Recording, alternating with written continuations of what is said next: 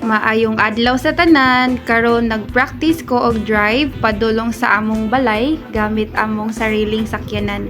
Gina-practice gyud ni nako para ma-familiarize ko sa route nga permi nako agian. And honestly, naagyoy gamay nga kabado pero mas dako gyud ang excitement. Every time mag-drive ko, murag usan ni ka step padulong sa akong goal nga mahimong confident driver. Sa mga parihan nako nga bag-uhan pa lang sa pag-drive, normal gyud na nga makulbaan ta. So, importante lang gyud na kalmahon nato atong kaugalingon. Relax lang ta sa manabela, good. Sakto lang ang puga sa accelerator o permi gyud ta mag-focus sa dalan. And right now, hinay-hinay lang sa ta. So, dili kinahanglan nga paspas dayon. Mas maayo gyud nga controlled o smooth ang atong pagdagan kaysa magdali-dali ta, di ba?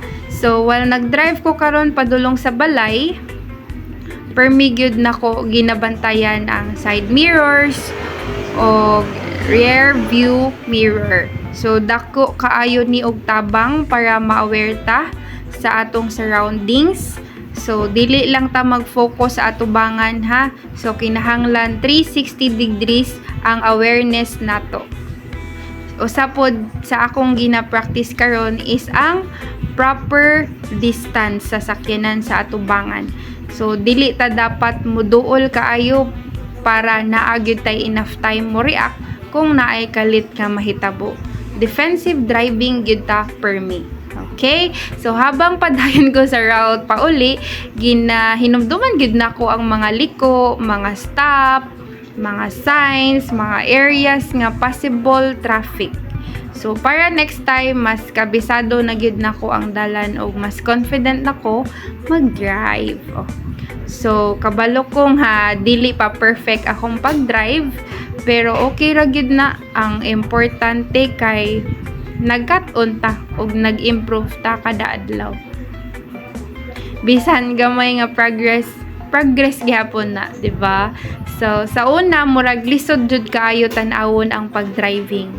Daghan kaayo kog nabantayan pod kanang sa mirror, sa speed, sa pagliko, sa og distansya kana mo jud na pinakalisod gyud, pero karon hinay-hinay na gyud nako siya masabtan. Practice lang gyud ang sekreto. Reminder lang pod sa tanan nga mag-drive, always wear gyud your seatbelt, follow traffic rules ug likayi ang distractions sama sa cellphone while nag-drive.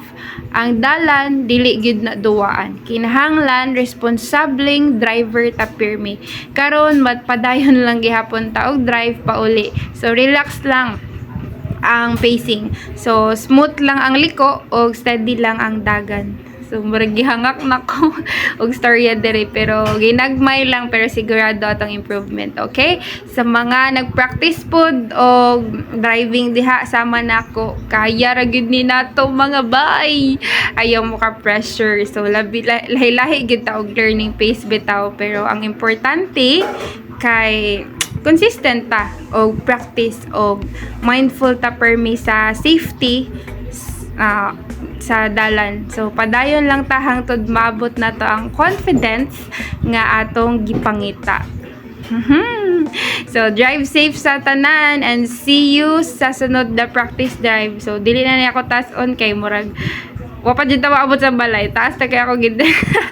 Bye bye. Thanks for watching. Please like, comment and subscribe. Bye bye.